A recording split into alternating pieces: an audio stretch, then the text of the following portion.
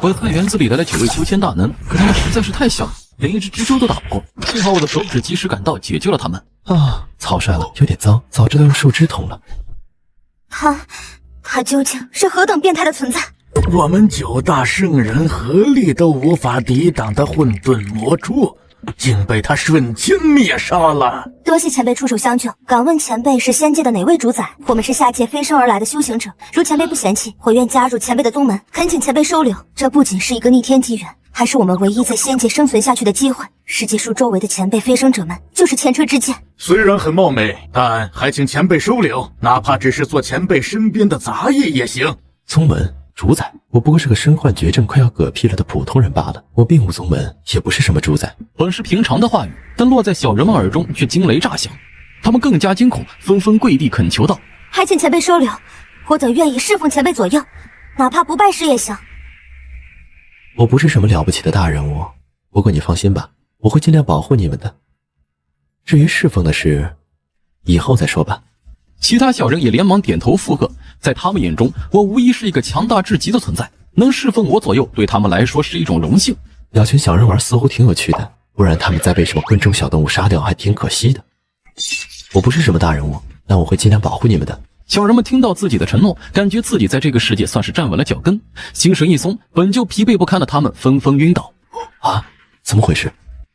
不会就这么死了吧？我伸手想要摸摸他们，但又怕力气太大，把他们按扁了。于是就先将被蜘蛛丝困住的小人们解救出来，让他们去检查昏迷的同伴。你们去那看看同伴们怎么了。遵命。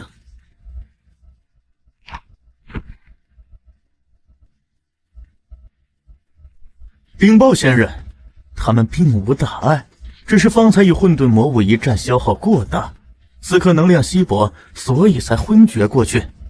通俗点说，就是饿晕了，对吧？可以这么说。于是陈峰随手从兜里掏出半片面包，没什么其他的了，就半块面包，你们将就吃一点吧。陈峰把面包放在地上，可是在小人们眼里，陈峰的动作就太过于震撼了。整个胳膊若擎天之柱，拿着面包的大手放下来，简直就像是一颗陨石下落。这力量太恐怖如斯了，在下界恐怕随意一掌便能灭掉一个国家。多谢仙人赏赐，我等感激不尽。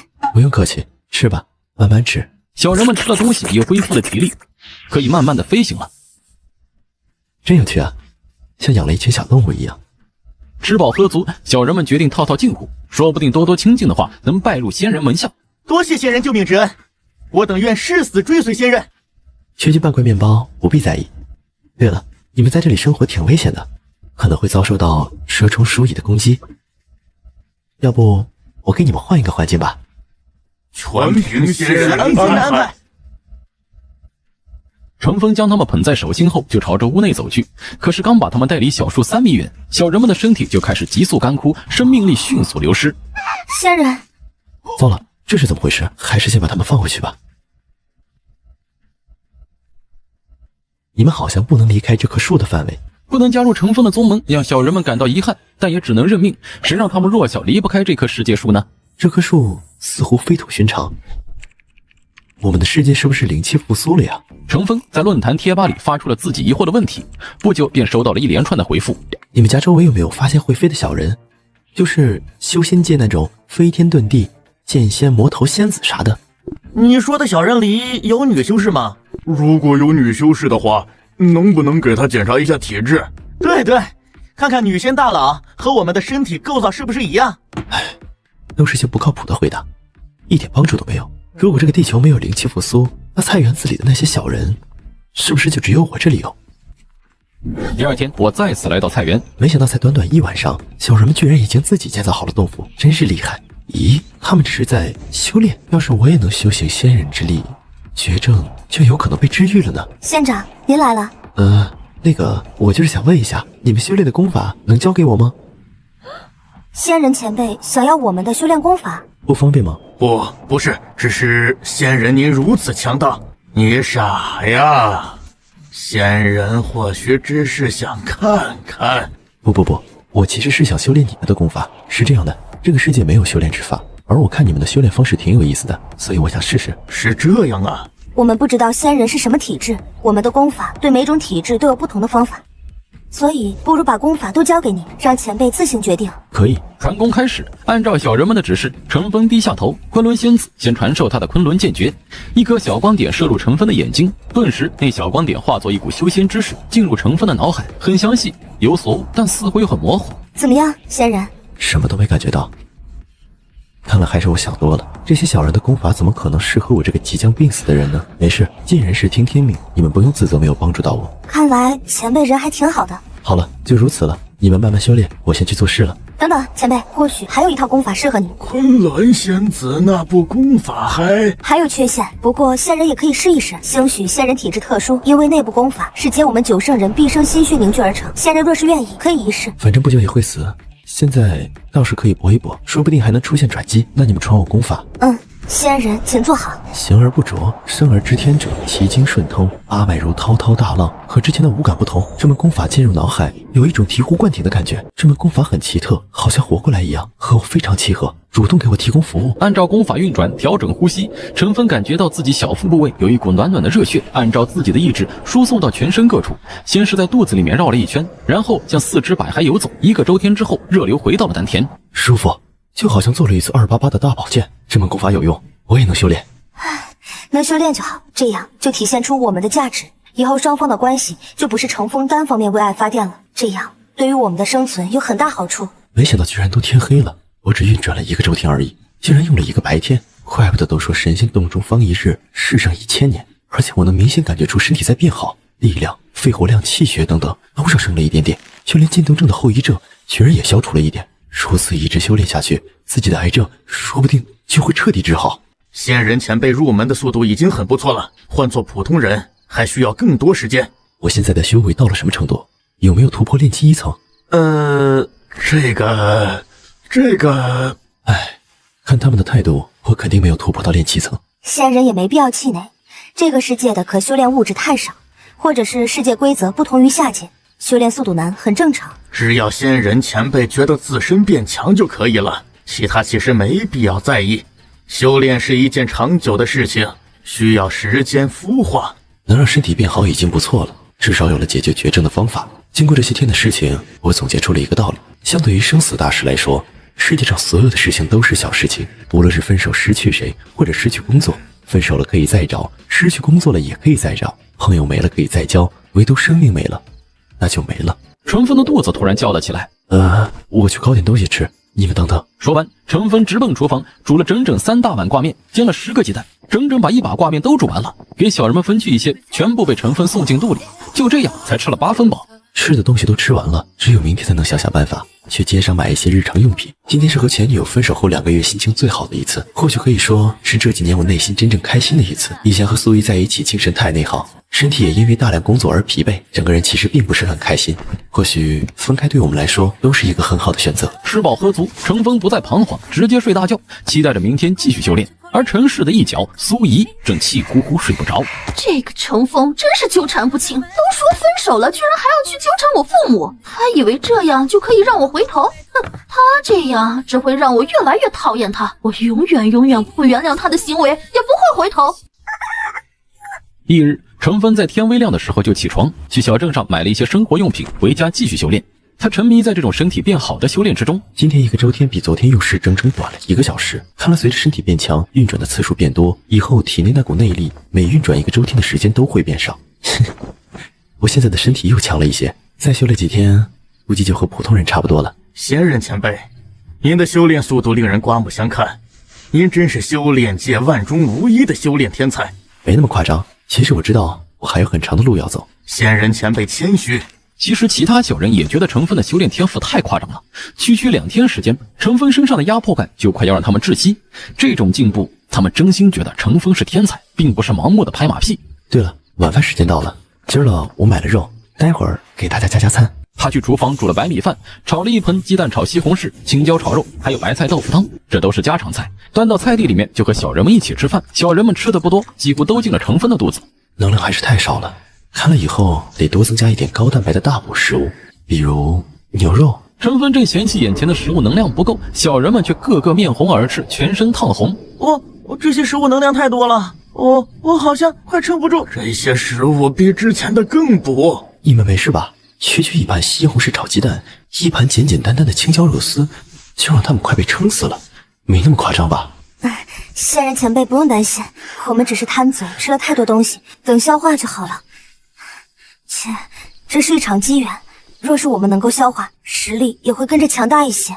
不愧是仙界，随便拿出点什么都是大补之药，可以让人迅速恢复体力，增加修为。就是吃太多可能会被补胀。仙人前辈平时都是吃这些，难怪身体素质那么可怕，仅凭借单纯的肉身力量就能碾压一切。仙界果然还有很多我们不了解的东西。这个世界到底是一个怎样的世界？实在想不通，能在这种世界生活的都是什么存在？9个小人艰难起身，盘坐在地上，运功消化吃下去的食物。直到10分钟后，小人们终于消化了体内的力量。无名剑仙首先苏醒，怎样？感觉还好吧？陈峰宏大的声音从脑袋上炸响，响彻苍穹。多谢仙长关心，我还好，不仅消化了体内的力量，修为境界也变强了一些。在下界我们的修为已经止步，没想到来到仙界竟真的松动了。多谢仙长厚赐仙物，在下感激不尽。就只是家常菜而已，就被这些小人当作灵丹妙药，他们的追求有点低呀。小神魔们逐渐苏醒，他们感受到自己体内的力量涌动，不由得万分惊喜。他们都变强了，程峰也能感受得到。这些小人身上的气息气息我察觉不出，可是小人们身上的光变亮了一些，所以应该是变强了吧？但我怎么感觉似乎依旧能够一根手指碾碎他们？程峰见小人们醒来，也没必要护法，相互聊了一下。小人们对程峰肯定是感恩戴德，程峰却没放在心上，自己去做自己的事情。原本他还想继续修炼，想了想，运行1个周天下来，恐怕要生厌，不休息可不行，于是打消了念头。闲下来又感觉无所事事，所以他索性拿着锄头在院子里松土挖地。变强了，力气也大了很多。没有修炼之前，我割草都会疲倦，现在哐哐挖地，竟然很轻松。也不知道我身上的绝症是不是也相应的解决了。等哪天有时间了，一定要去医院检查一下。随即程峰一口气把房屋周围的土地都挖了。别人的修仙是斗人斗妖斗天斗地斗命运，争的就是大道，斗的就是独木桥，各种厮杀残酷。而我修仙居然用来挖地，这传出去不得被同行笑话死。还好这个世界貌似没有人修仙，仅有我一人。往后的几天，他依旧修炼，清理杂草，挖地。除了房子周围，他附近还有很多的荒芜的地，每天都过得很充实。期间，大伯一家偶尔来看望过，都待不久。其他人未来过，手机也没消息。程峰越来越强，但让他郁闷的是，依旧没有突破炼气1层。算了，顺其自然。不过随着修炼，我的食量越来越大，是时候出去再采购点食物了。种子、大米、菜、肉、奶制品，程峰列好购物清单。我需要购买的东西有点多，一个人根本拿不回来，得找大伯借车去了。合上清单，程峰往大伯家走去。今天城里的医院寄来一张单子，说小峰生病了，还是癌症，时日无多，怪不得他要回农村。原来不全是和苏怡分手的原因，也不知道苏怡一家知不知道这事儿。管他们知不知道，小峰是我们家的孩子，用不着别人管。待会儿你卸完货，赶紧去看看小峰，他现在一定很不好。这孩子呀，真是可怜，生了重病又没有一个人陪着，唉。待会儿我们一起去看看小峰。他太苦，年纪轻轻就没了爹娘，现在自己又……程峰对于大伯和大婶的讨论一无所知，正往大伯家去。他也不觉得自己苦，并且这段时间很快乐，摆脱了工作束缚，真正找回自我，放松心情。救命！救命啊！快来帮帮忙！谁来帮帮忙啊！程峰大惊失色，连忙跑进院子，发现大伯正被一辆侧翻、满载玉米杆的3轮车紧紧压住，整个人都被埋在里面，只看到脑袋一点露在外面。大伯心急之下，顾不得许多，箭步上前。小峰，是你？你快去找人帮忙！你一个人？大婶话还没有说完，只见陈峰半蹲下来，两手抓住3轮车侧翻的底部，那3轮车居然离地，直接被陈峰推得向另外一面滚了一圈。大伯，您没事吧？小峰，他他不是生病了吗？这是生病了的样子，还是他的力气怎么这么大啊？双手用力一拉，居然把三轮车给掀翻了。这三轮车加上车上满满的玉米杆，怎么也有个400-500斤重吧？程峰就给他掀翻了。这关键是医院发来的病危通知单里，不是说他生了大病，身体极为虚弱，随着时间的推移，甚至走路都成困难，直到死亡。可眼前的程峰哪里像半点生病的样子啊？这健康的不能再健康了呀！方才情况危急，程峰也顾不得许多，所以才展露出自己的实力。当然，他压根儿也没打算隐瞒。大伯，您没事吧？没事没事，就压了一下，也没压到要害，不用担心。要不还是去医院看一看吧，挂号看病也不贵。真没事，不痛不痒，就是被压住了动不了而已。咱老程家身体素质就是猛，你担心个什么劲？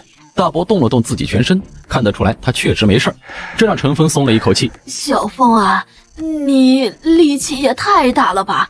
刚才你就这么咻的跑过来，噌的一下就把三轮车给掀翻了。那三轮车可不轻啊，你哪里来的这么大的力气啊？对呀，小峰，你力气怎地这么大？这三轮车不轻，没3-4个人可抬不起来。可能我天生神力吧，我可不能把修仙的事情说出来，至少目前不能说，不然大伯和大婶会以为我是神经病呢。对了，大伯，你刚才不是说咱们老程家能力强，身体素质猛，我有一把子力气，不是正常吗？你这小子欠打，还会赌我的话。大伯，你可别动手，小时候可没挨你揍，现在我长大了，你再揍我，我可会很没面子的。小峰，说正经的，你是不是生病了？得的还是癌症？医院说你时日无多，所以才选择回家。孩子，你太苦了，要不你过来住吧？我知道你性子要强，可是我们是你的家人，家人可没什么麻不麻烦，你过来，我们也好有个照应啊。是啊，小峰，你可别一个人硬撑啊，万事都有我们。大伯一家总是能给我意想不到的温暖。大伯大婶，你们别担心了，我身体好好的，哪像有病？你看我这不是好好的，400-500斤的东西说翻就翻，谁家有病是这种的？可是医院都发病危通知单给我们了。病危通知单？病危通知单还会往外发的吗？应该没这规矩吧。不管怎么样，大伯一家确实得知了我的病情问题，但是现在我的病已经慢慢稳定，都修仙了，区区癌症算什么？之前的确无能为力，现在应该没问题了。那可能是诈骗，或者记错了。活着不是好好的吗？要是我这把子力气都有病，那世界上就没有正常人了。大伯大婶，你们不用担心，我好得很，回家就是厌恶了城市的生活，想回农村生活而已。大伯大婶面面相觑，半天才道：“你确实没病，还是说你是怕我们担心，怕拿到我们才……放心吧，我健康的不能再健康了。再说了，我要是真有病，有麻烦到你们的时候，我肯定不会客气的。”哦，那就好，那就好。刚得到消息的时候呀，我们吓死了，还想着收拾完玉米杆就去看看你。你没事呀，就太好了。大伯和大婶悬着的心终于落下。那搞诈骗的无良医生真坏，居然骗我们，该死！两人嘟囔着埋怨医院，不过确定成分没问题，两人还是挺开心。大伯大婶，有什么活我帮你们一并干了得了，难得过来一次。哎，不用，小峰，你还小，不用干重活，给你大伯干就可以了。我都27、28了，你和我说我还是小孩子。不过在长辈眼里，晚辈永远长不大。程峰非要帮忙，因为力气大，很快就收拾了一车玉米杆。大伯见状，也真正相信程峰大概是没病，于是也不用客气。这股力气不拿来利用一下，可惜了。刚好家里的石磨倒了，我一个人抬不起来。有什么重活尽管交给我。程峰嘿嘿一笑，一个人居然把500多斤的磨盘抱了起来。果然咱们老程家基因强大，不仅能力强，就连这力量也是猛得很。没修仙之前，别说举磨盘，连上炕都费劲。看来这段时间我真的在进化。随后，程峰见他们没担心，便借车去镇上买生活物资。购买完购物清单上的东西，程峰把车送回大伯家，自己又回到家里开始修炼。现在运行完1个周天，居然才到下午4点出头，修炼速度增加了至少1倍，以后1个白天可以运转2个周天以上。修炼完成后，程峰刚来到菜园，就发现昆仑仙子和无名剑仙准备切磋。昆仑仙子，你我是首先突破的，就切磋切磋，看看近日修行所得，我们点到为止，如何？这昆仑仙子太漂亮了，至于身段比例，那更是惊艳。无论是手机上美颜过度的网红，还是全方位照相都没有死角的明星，都没有昆仑仙子漂亮。不过唯一的缺点就是太小了。可以，很久之前就想领教无名剑仙的剑道，上一次交手还是在下界，那时候我们隔着千万里对了一招，我便一直想找个机会和你好好打一场。昆仑仙子非常强势，她在下界创下不朽昆仑教，赫赫威名，可不是单靠漂亮就能做到。下界共誉她为古来第一女生。那得罪了。万剑！无名剑仙一剑化万剑，密密麻麻的白色小剑自他脑后分化而出，铺天盖地朝着昆仑仙子席卷而去。昆仑仙诀！昆仑仙子双手结印，一个巨大光球笼罩自身，上面流淌着各种先知符文。昆仑仙子的攻击比上次对付蜘蛛时多了一点变化，就是那些符文和变强的幅度太小，以他们现在的实力，还是打不过上次追杀他们的蜘蛛。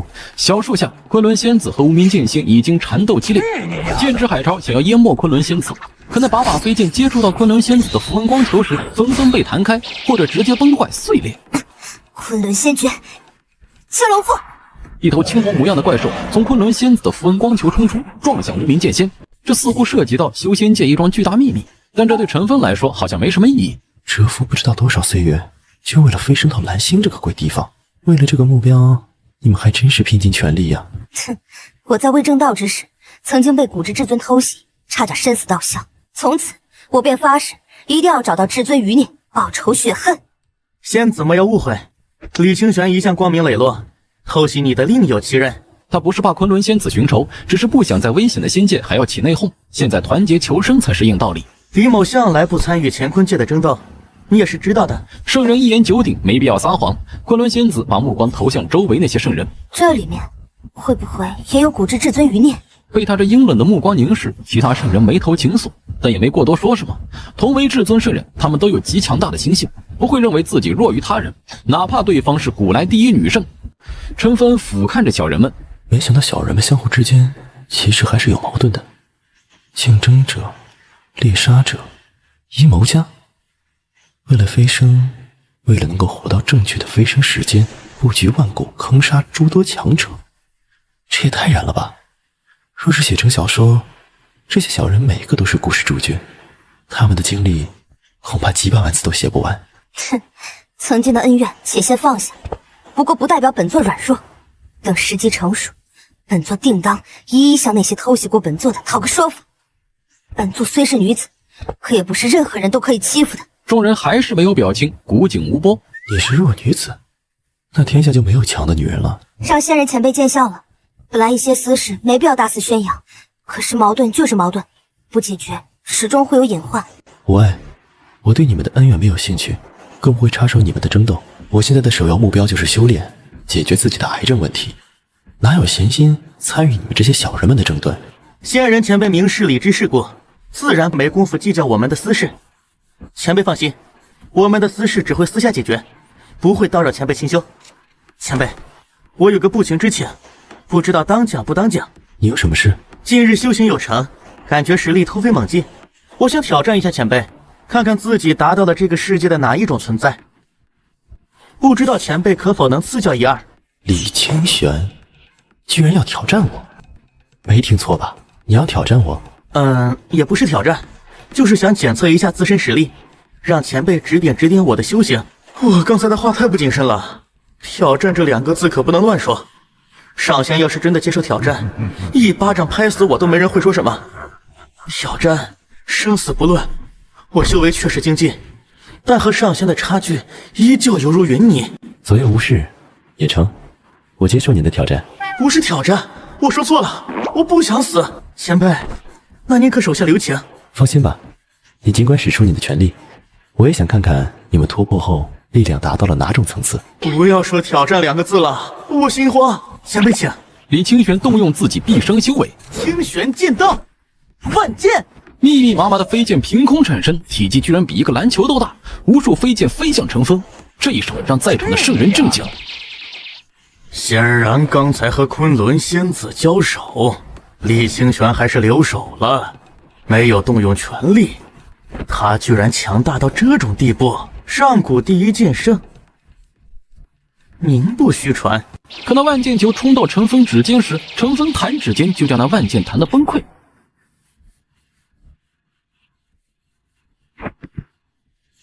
万剑合一。李清玄凝聚剑道，一柄布满上古符文的光剑出现。清玄本源加持。李清玄更是动用了自己本源正道之道纹，加持在巨剑之上。虽说是巨剑，其实也就比2根手指头加起来大。前辈小心！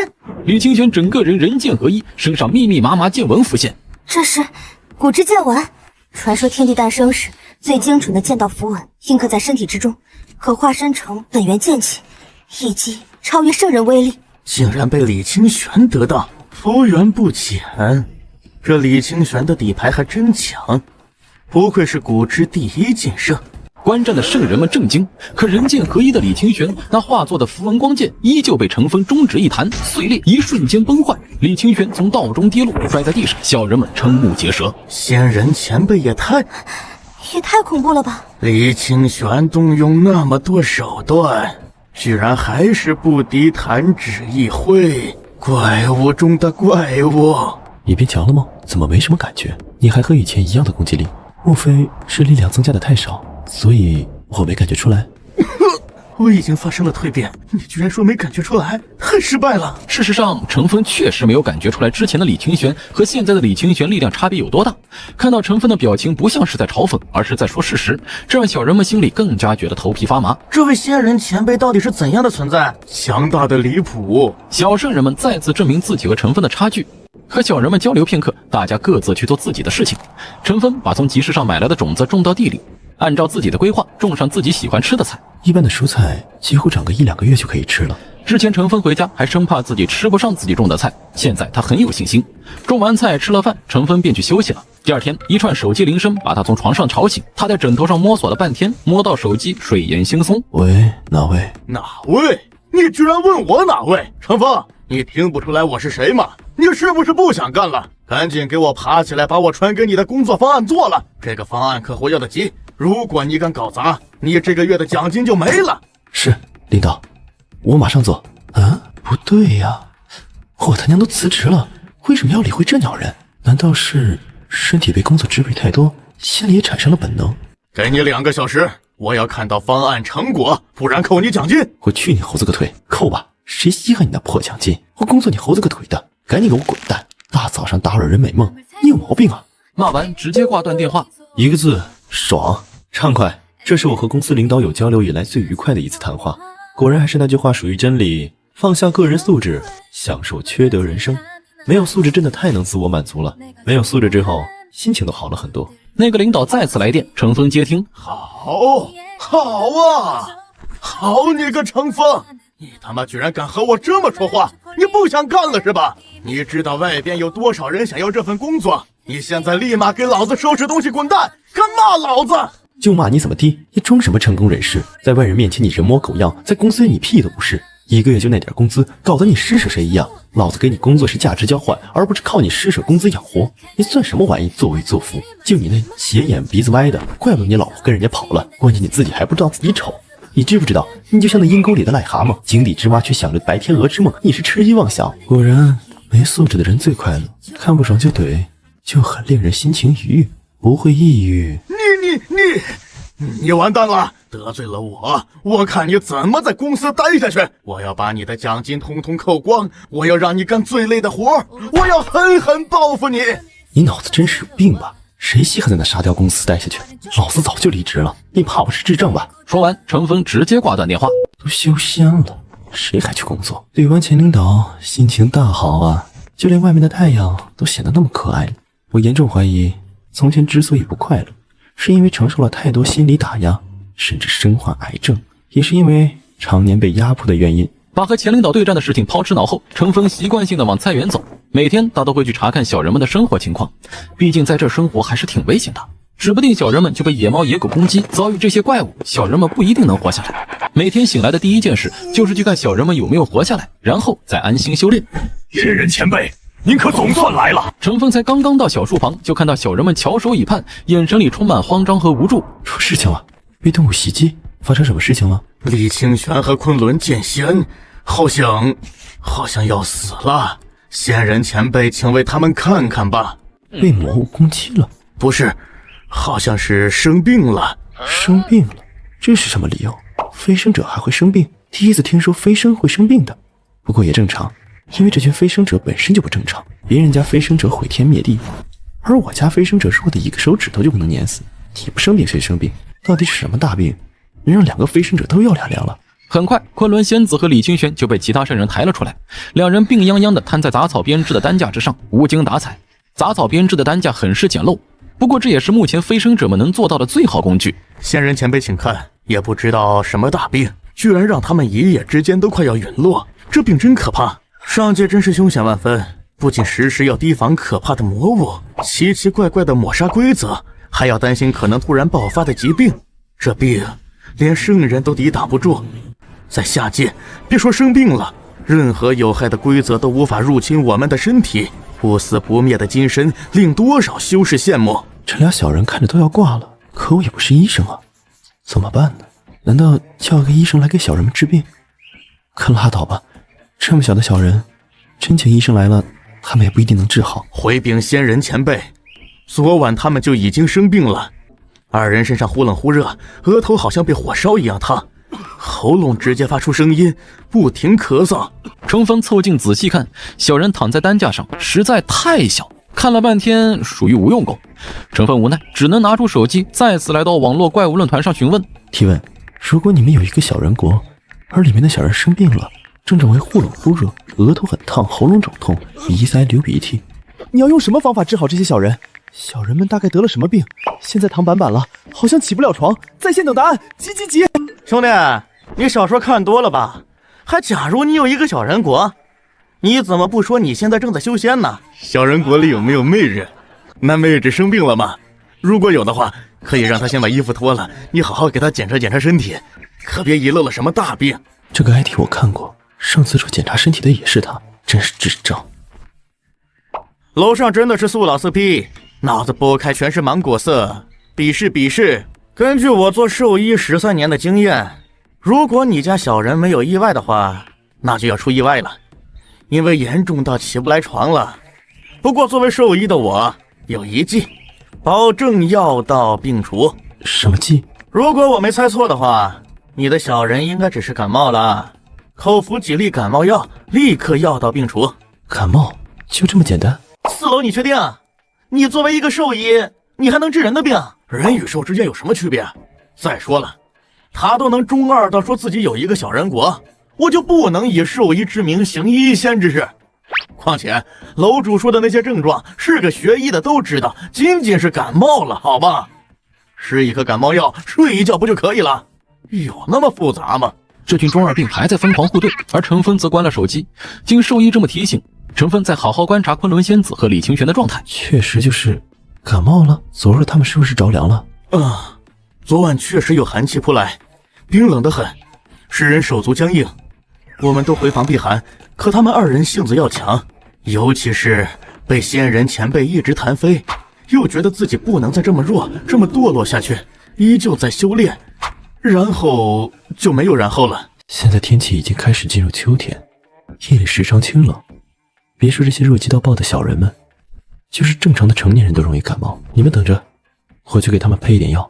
程峰回房煮了一碗开水，然后拿出那碗他之前用剩下的感冒药，整颗拿过去，小人们肯定没法服用。想了想，程峰把胶囊打开，倒出药粉，再配以热水搅混。做完这些，程峰将汤药端了出来，给你们舀些药汤，给二人服下。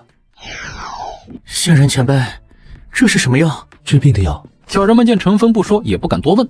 可让小人们惊讶的是，这不知道是何种汤药的东西，二人服下之后，居然很快就有好转。这药汤很有效果，不愧是仙人的东西，果真有起死回生的作用。他们看向陈峰的表情更加崇拜了。仙界之物，仙界之人，深不可测，尤其是这位仙人前辈，更是无所不能。神明就是神明，在下界我们是圣人，宛若天神一样的存在，而在这里，陈峰对于我们来说就是神明一样的存在。而陈峰看到感冒药有用，也不由得松了一口气。能治好就成，人家飞升者天下无敌，斩天斩地斩空气，秒天秒地秒空气，而我家飞升者就因为晚上熬夜修炼，天冷了一点居然感冒了。更为关键的是，区感冒差点要了他们2个的老命。您就说说这飞升者让不让人操心吧？昆仑仙子服下药，浑身冒汗，不多时缓缓醒来。多谢仙长前辈救命之恩，昆仑仙子没齿难忘。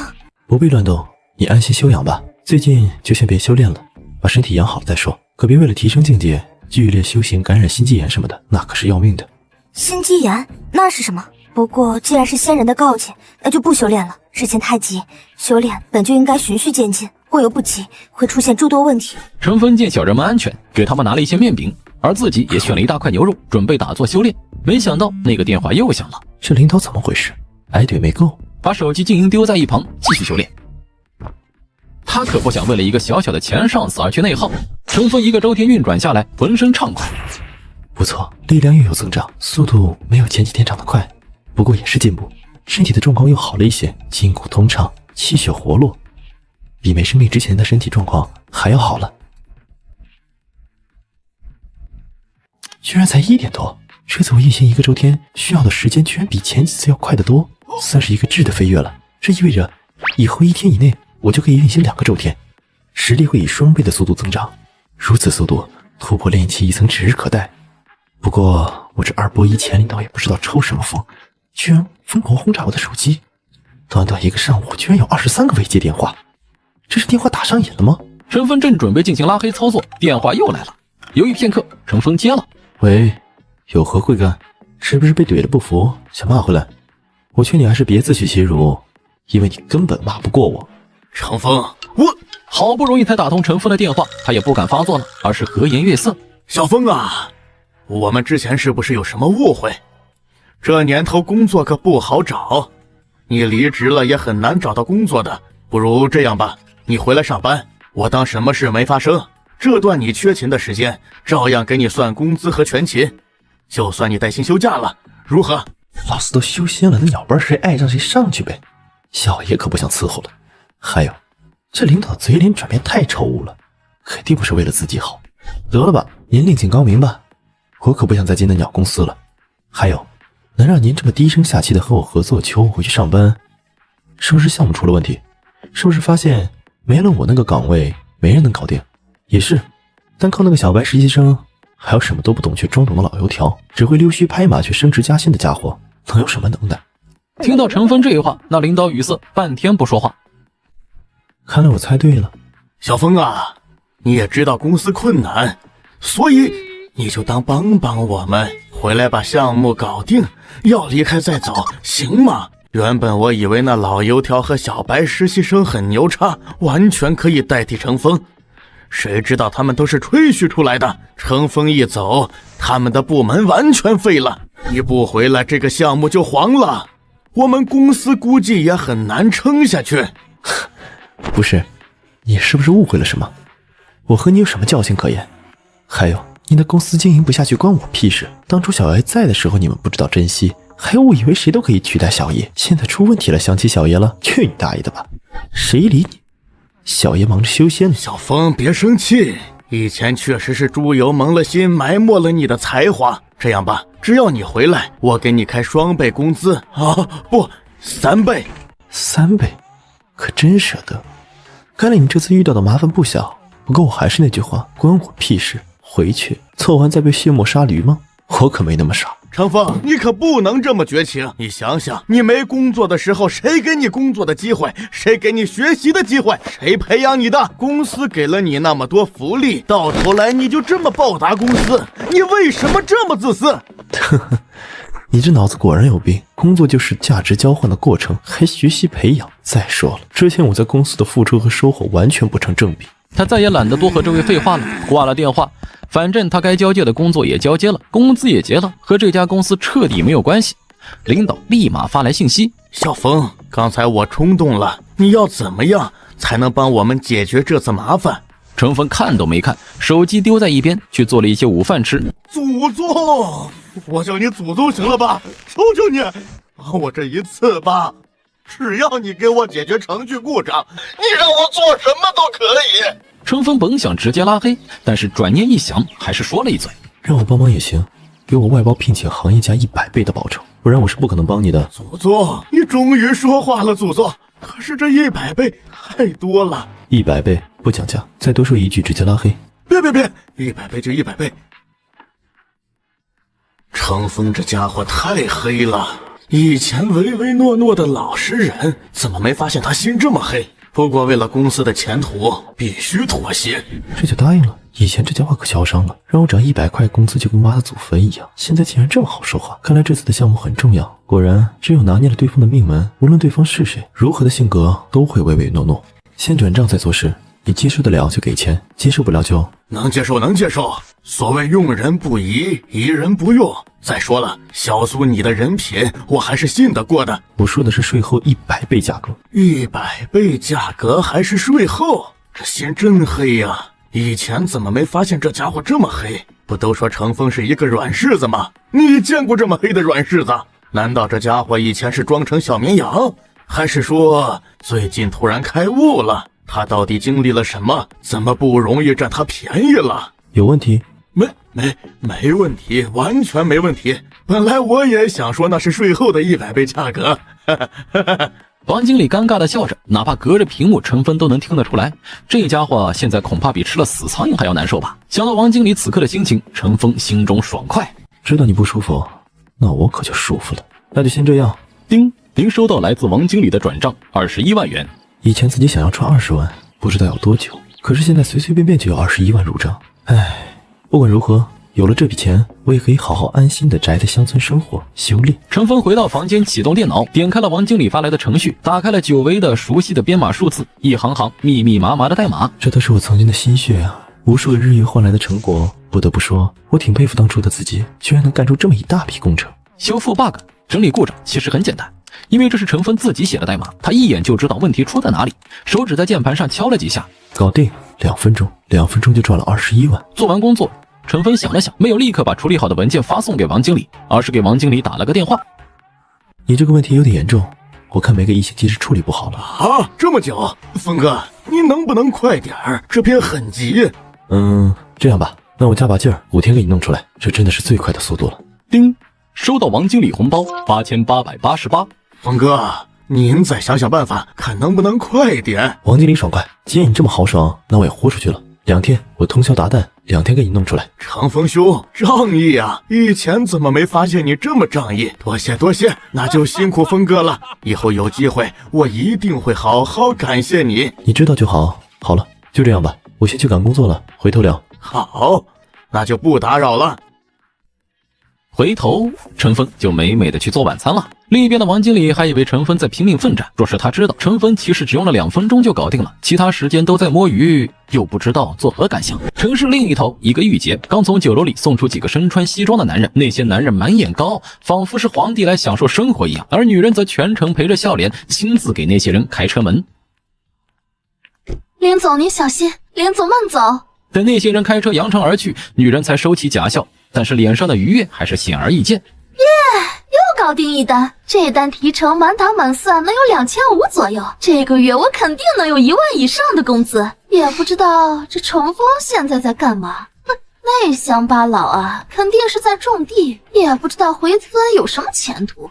我提成一单比他种地3个月的收入还多，唉，可是没救了。他呀，真没上进心，真庆幸和他分手了。唉，我越来越觉得这次分手是我人生中最正确的选择。毕竟我与程峰已经不是一个世界的人了，下一次见面，或许两个人的身份会天差地别吧。但苏怡不知道的是，程峰回乡后并未穷困潦倒，而他随便接了一个单子就赚了20多万。最让程峰惊喜的当然不是这20多万，而是修仙变强的感觉也让人愉悦。不知不觉2天时间过去，轰的一声，程峰突然周身金光大盛。我这是突破了炼气1层，看着身上有用不完的力气，一拳一头牛不成问题，甚至能够力拔山兮气盖世。仙人前辈，您突破了，您突破炼气1层了。小人们在程峰突破之后，就感到一股前所未有的压迫感，那种是来自于血脉的压力，好像一只高阶异兽面对一只血脉弱小的低阶野兽一样。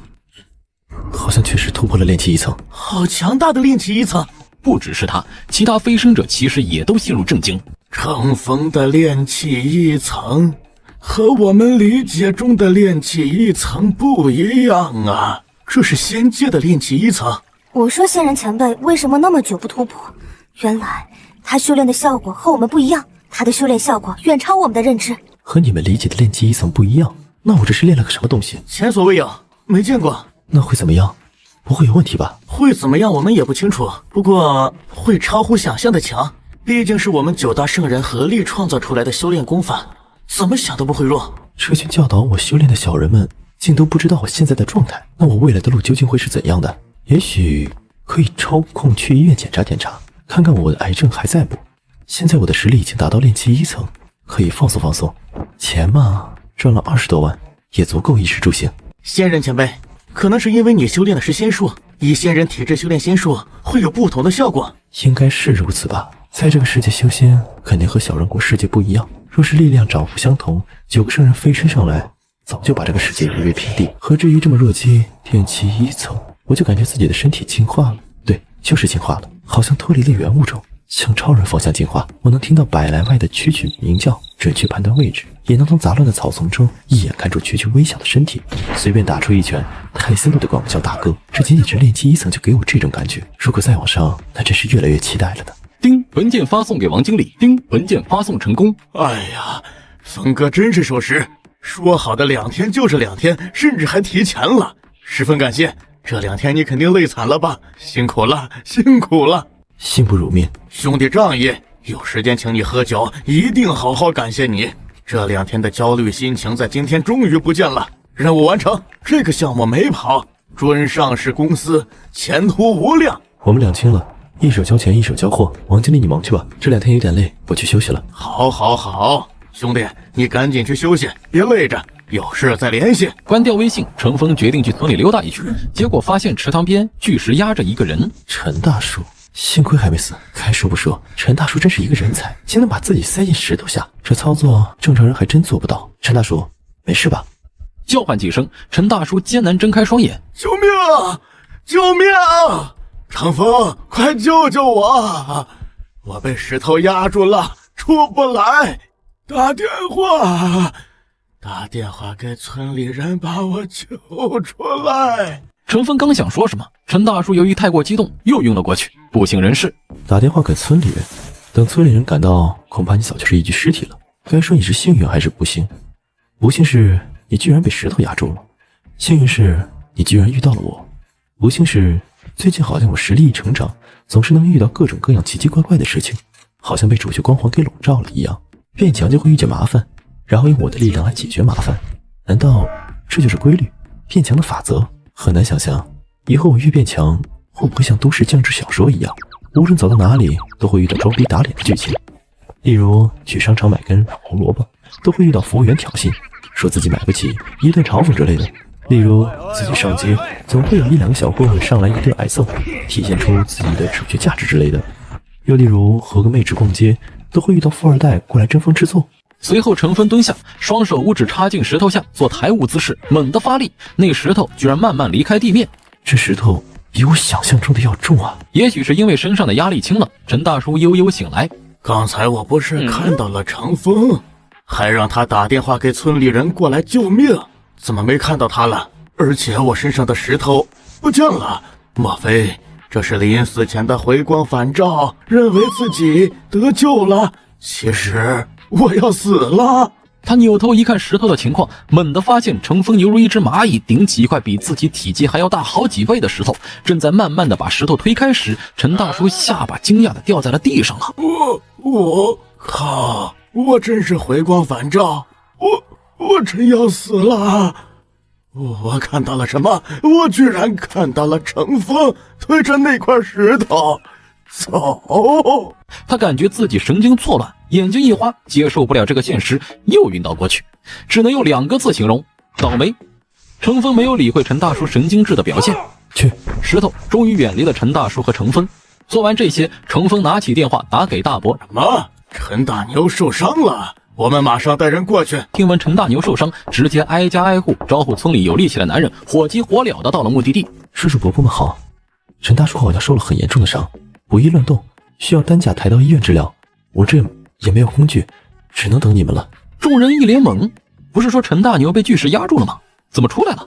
人呢？石头没压住啊！刚才压着的可能是石头重心不稳，靠另一边，我用锄头一撬就开了。我还以为是陈大叔死定了，还好他运气好。真的？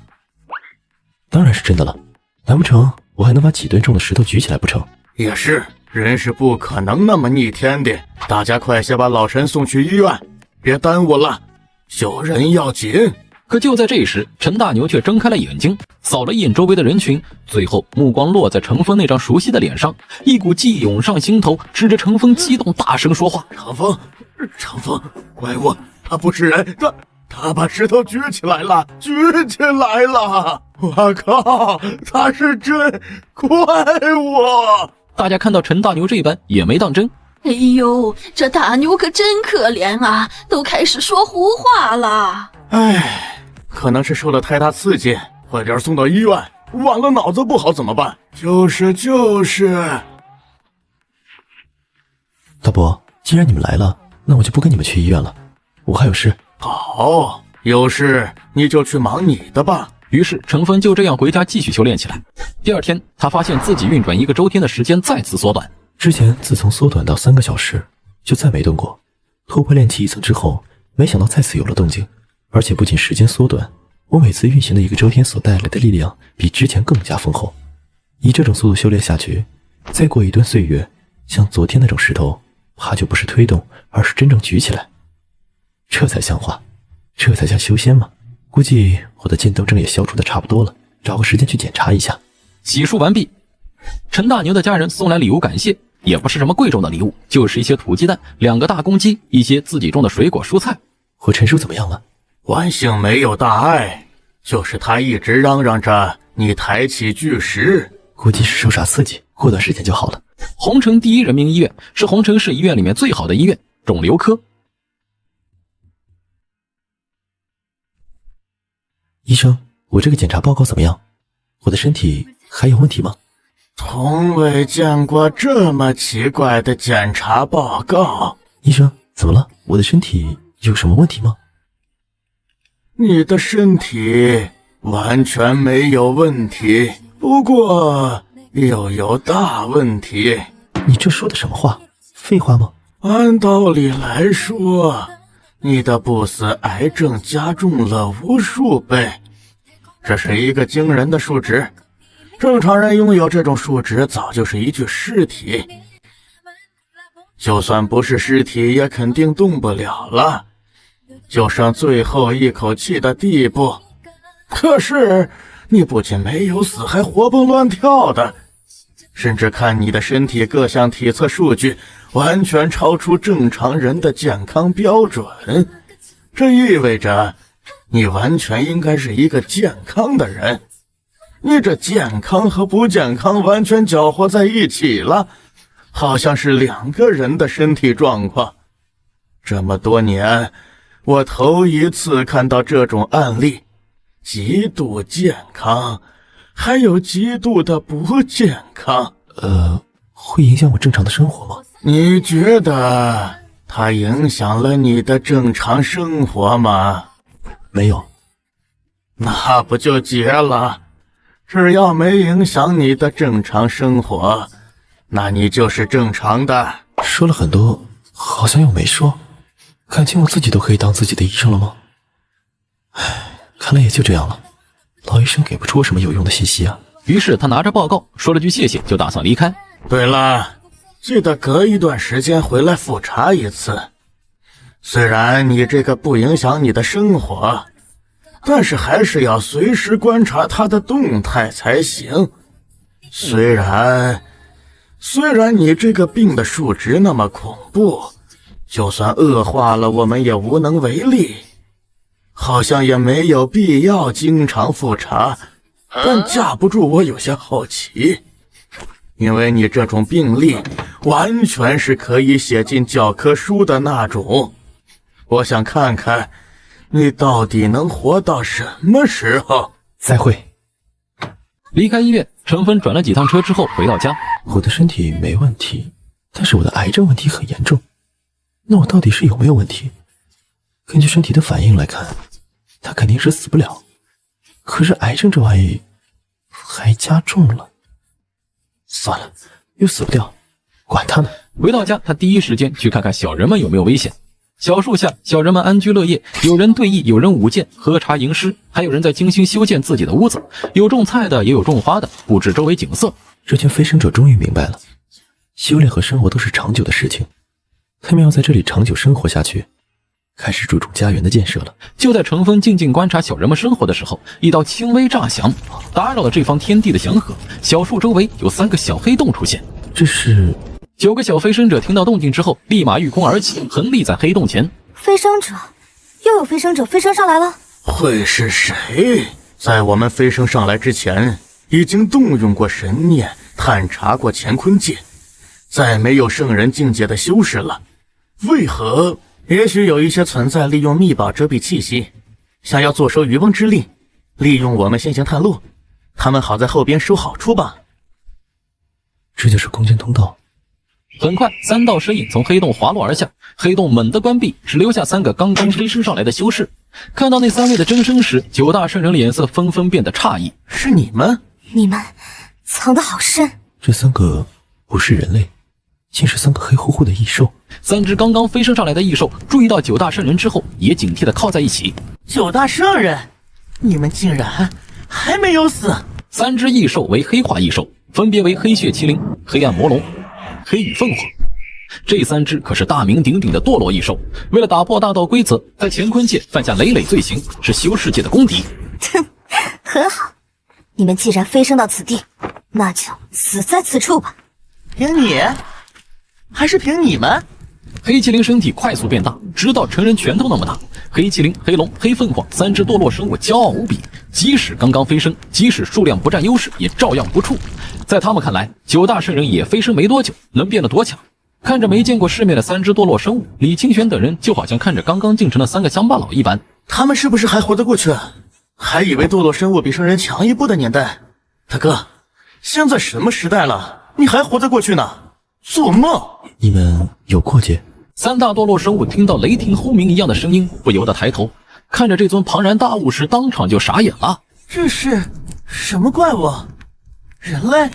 巨人？3只堕落生物惊骇，紧挨在一起。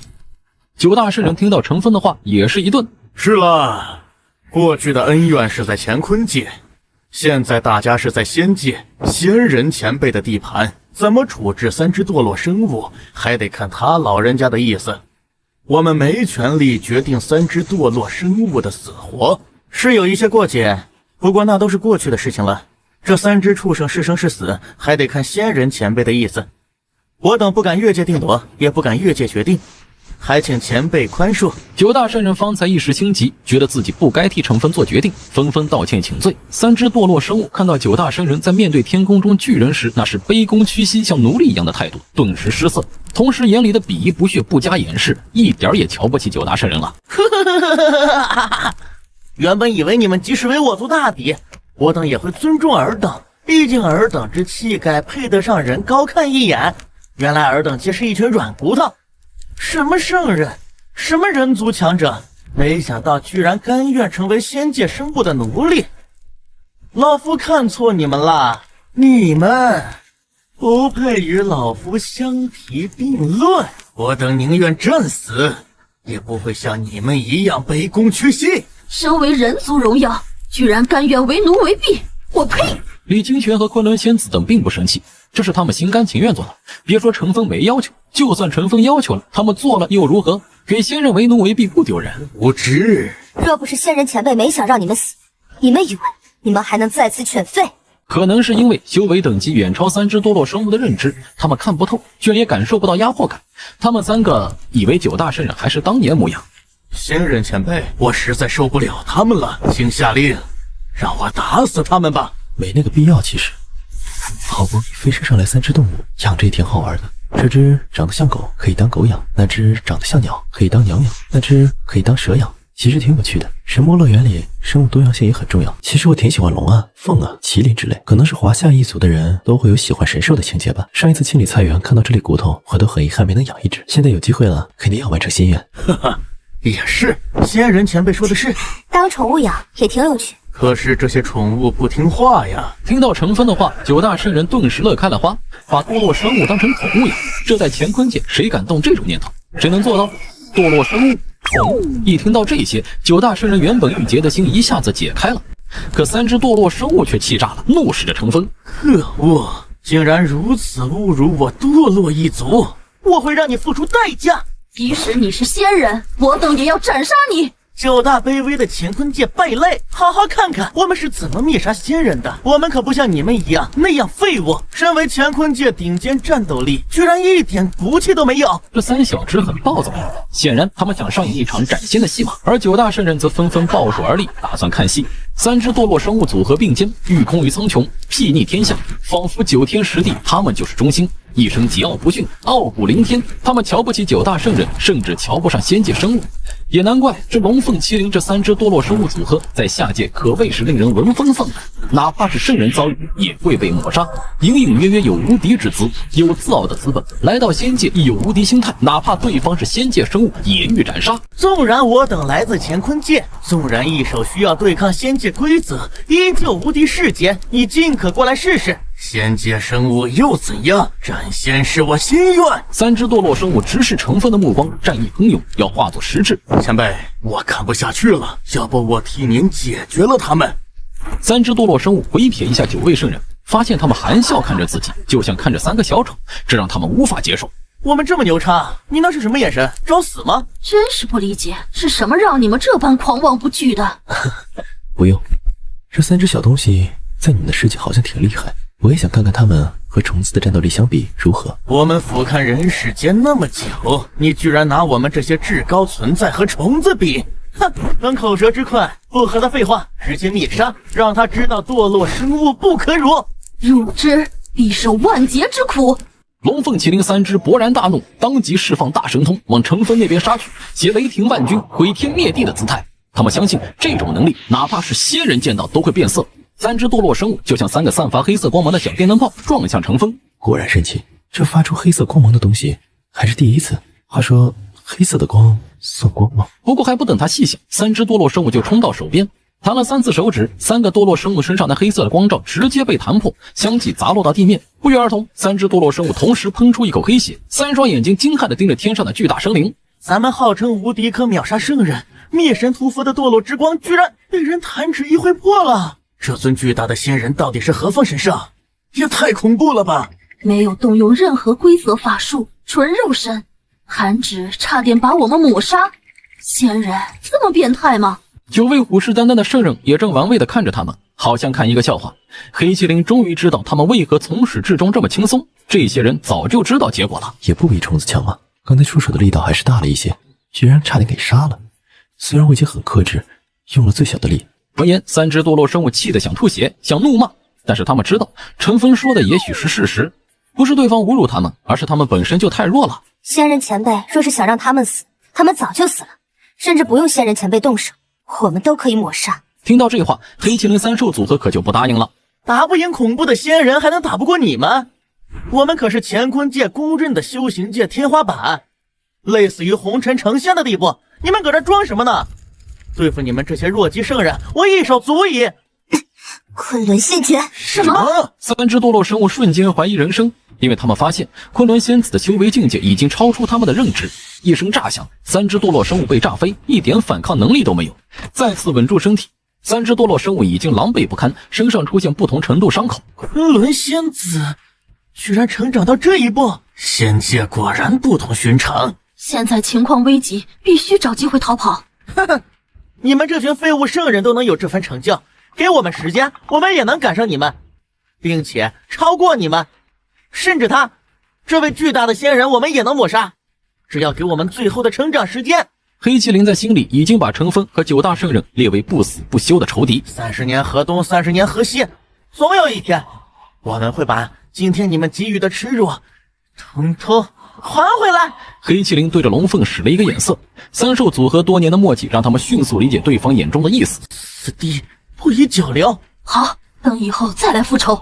三只堕落生物放完狠话，头也不回，利用急速往远方逃跑。这话听着怎么好像我成了大反派的样子？30年河东，30年河西都来了，还30年河东，30年河西，你们搞不懂状况是吧？在仙界没有仙人前辈庇护，你3个小时都不一定能活得下去。三只弱智，那便是禁区，除了仙界生物不可存活。三兽组合逃跑后，他们已经准备好迎接9大圣人和一尊仙界主宰的无穷追杀。可是他们发现程风没动，9大圣人也没动，只是饶有兴趣地看着他们逃跑。9大圣人眼里尽是嘲弄，还敢嘲讽？等我修为有成，一定把你们通通啊！三只堕落生物还没有把自己脑海里的复仇想完，他们就发现自己全身软弱无力，直直往地面砸去，伴随而来的还有窒息感。这是要陨落的节奏，要死了？这到底是怎么回事？三兽组合刚刚飞升仙界，自然不知道仙界的规则：一、不能脱离混沌世界树的范围，不然会被仙界规则抹杀；二、不可招惹巨人，因为他能一根手指就抹杀混沌魔物，也能一根手指抹杀飞升者；三、一定要和巨人搞好关系，没有巨人的守护，你会被突然出现的混沌魔物杀死；四、还是要取得巨人的庇护，没有巨人的喂养，你会在仙界饿死；五、这里是巨人的地盘，他可以决定你能不能在这里生活；六、没事多看看周围那些陨落的飞升者前辈，看看他们的结果，你就知道这个世界恐怕比你想象中的还要危险。总之，别乱跑，别乱得罪人，最重要的一点就是搞好和巨人前辈的关系，这是9大圣人总结出来的仙界生存法则。而那3只堕落生物好像把所有能犯的错误都犯了，简直就是老兽形上吊，活腻了。你可以教，但是你不能没有智商。看着为过乾坤界不知道多少纪元，无数修士乃至圣人境界强者都谈之色变的3只堕落生物到处碰壁的样子，9大圣人心中无不欢愉，他们心中有一种解气感，还有优越感，因为他们比3只堕落生物先飞升。以前9人也无所适从，对仙界一无所知，几乎是摸着黑过来的。现在看到别人也如他们当初一样无知，他们内心当然有优越感，就是那种曾经下雨没有躲雨的伞，现在看到别人也被淋雨时那种感觉，淋过雨也要撕碎别人的伞。你到底使用了什么药法？敢不敢放我们走？是啊，你也就仗着自己是仙界生物，若是给我们同样的身份，同样的时间，你也不是我们的对手。妖种放了我们1000年，我们只需要1000年就能斩你。事到如今，我们也只能利用语言来魅惑，实力越强大的人越会受激将法的影响。你们说的没错，如果给你们和我同样的条件，同样的环境，你们肯定比我优秀。这是什么操作？我们说你不如我们，那你就承认了，还承认的那么大方？不，你的反应不应该是这样的，应该是暴怒、愤怒、不爽、不甘心、不信，然后放下一句什么牛马也敢和老子相提并论？你们一群虫子而已，既然不服，那老夫就放过你们，给你们时间追赶，让老夫看看你能不能追上老夫，也让你们看看你和老夫之间的差距。老夫等着你来报仇，然后把哥仨放了，然后哥3忍辱负重，苟着修炼个千百年。如果能打得过，那就重杀上门装逼报仇；如果实在打不过，就当什么事没发生过，以后躲着你走便是。无论如何，哥3都能顺利脱身。可是你怎么不按套路出牌？我们说你不如我们，你居然承认了，那接下来我们怎么办？果然是仙界生物，很狡猾啊！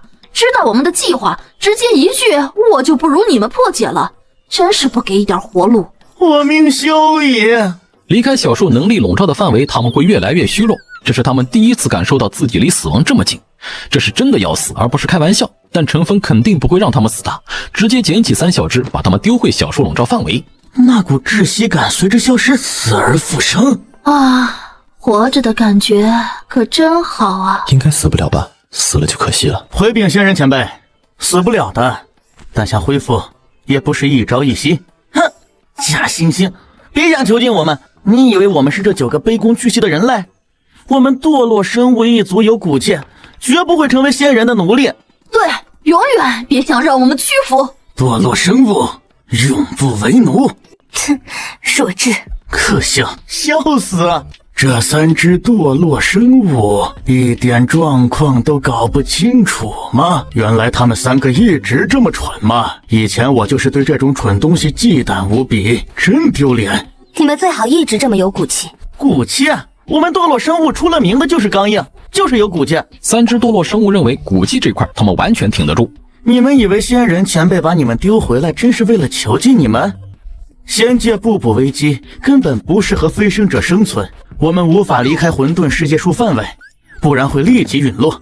你们看看周围的前辈就知道了。当然，这种解释堕落生物肯定是听不进去的，都以为是谎言。程峰看着神魔乐园的小人们，这3只堕落生物好像很骄傲，很难驯服的样子。仙人前辈不用担心，再有骨气，饿几顿他们就知道厉害了。对于驯兽这方面，我略有经验。饿几顿就想让我们屈服啊？你们未免太小看堕落生物了。哼，我们可是不死不灭，完全已经达到了辟谷境界。你拿我们和需要进食低劣生物相比？看着3小只油盐不进的模样，程峰头疼。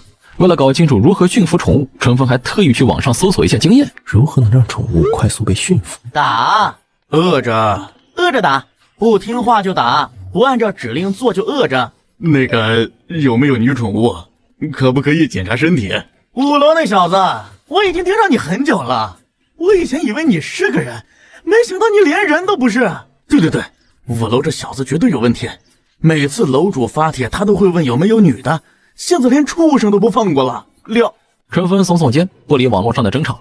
一群牛马，那就喝着吧。饲养和付出都是要看对象的。像堕落生物这种嚣张的态度，如果还舔着脸给他们好处，那不是和追女生时被当作备胎和舔狗已然义无反顾有什么区别？而我不想当舔狗，那就先饿着吧。哼哼，随便你饿。我要是屈服，我跟你姓。我可不想让一只小动物跟我姓，那我成什么了？也是小畜生？折腾一整天，也该吃晚饭了。程峰懒得理会堕落生物的毒誓，开始做饭。由于20万到手，财务状况宽裕，所以家里不缺吃的，尤其是牛肉、鸡胸肉、鸡蛋、虾等高蛋白补品。切了3斤牛肉煮熟，再来5个鸡蛋，虾10个，再有就是各种蔬菜，例如生菜、白菜、西红柿，做出来好几样菜。只是最近随着修为增长，程峰的食量大幅度提升。做完，他端着饭菜进入菜园，9大圣人见状立马上前，多谢仙长厚赐。别太注重繁文缛节，吃饭要紧。